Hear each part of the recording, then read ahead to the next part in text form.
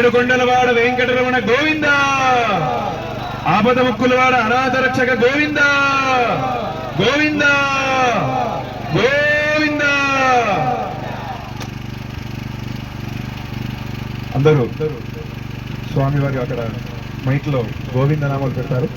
అందరూ ఆ గోవింద నామాలు చెప్పుకుంటూ గిరి ప్రదక్షిణ చేస్తూ మొదలవ్వండి. లక్ష్మీరమణ గోవింద.